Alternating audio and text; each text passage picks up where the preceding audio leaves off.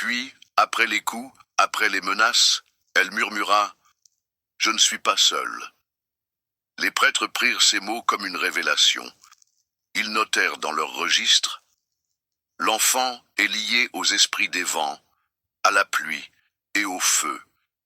Les témoins disaient qu'elle parlait dans son sommeil, qu'elle récitait des mots qu'aucun enfant ne pouvait connaître, et quand elle priait, les chandelles s'éteignaient.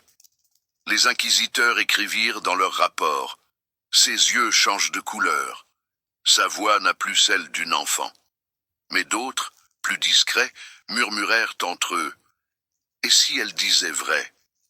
Le 14 février 1628, Katharina fut jugée. Le tribunal siégea dans la crypte de l'église Saint-Kilian.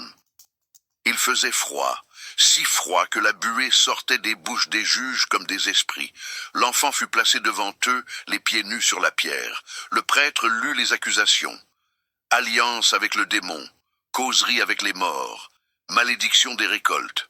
Elle leva la tête et d'une voix claire répondit « Je n'ai jamais parlé au démon, mais j'ai entendu vos prières. » Un silence suivit. Puis le juge frappa la table. Mensonge. Le bourreau entra. Les chaînes tintèrent. Katharina fut attachée à la chaise du repentir. Sous la torture, elle cria, mais pas de douleur. Elle cria des noms que personne ne connaissait, des mots dans une langue oubliée. Et soudain, la salle se refroidit. Les chandelles vacillèrent. Un vent entra par les fissures des murs. Les prêtres notèrent, terrorisés, « Nous avons senti la présence ». Le lendemain, elle fut condamnée à mort. Mais avant le supplice, elle demanda à voir sa mère. Les gardes hésitèrent, puis acceptèrent. Quand sa mère entra, Katharina la regarda et dit calmement « Ne pleure pas, le feu n'est pas notre fin, il est notre retour ». Sa mère hurla. Mais Katharina ne détourna pas les yeux. Le 19 février, au lever du jour, le bûcher fut dressé sur la place du marché. Les habitants s'y rassemblèrent, le regard vide, l'âme tordue par la peur et la curiosité. Les prêtres chantaient, les tambours battaient. Quand on l'attacha, Katharina leva les yeux vers le ciel gris. Et une dernière fois, elle murmura quelque chose que seul le bourreau entendit. Il fit un signe de croix et recula d'un pas. Puis le feu prit. On raconte que les flammes montèrent trop haut, comme si le vent les nourrissait. Et quand la fumée retomba, on ne retrouva pas de cendres. Rien. Seulement des traces de pas brûlées dans la pierre, comme si l'enfant s'était levé et avait marché à travers le feu. Les prêtres ordonnèrent de sceller la place. Mais depuis ce jour, chaque hiver, quand la brume descend sur Würzburg, des enfants entendent encore une voix qui chuchote près des églises. « Je n'ai pas brûlé, j'attends ». Et ce n'était qu'un début.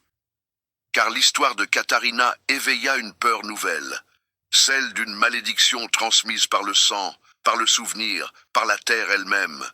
Et cette peur traversa les frontières, jusqu'à atteindre, 2 siècles plus tard, les forêts d'Amérique.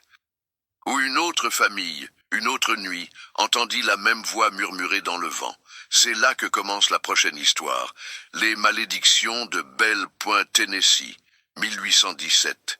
Les collines du comté de Robertson dorment sous la brume. Des champs de maïs à perte de vue, des forêts épaisses et une ferme isolée. Celle de John Bell, un homme pieux, respecté, père de 6 enfants.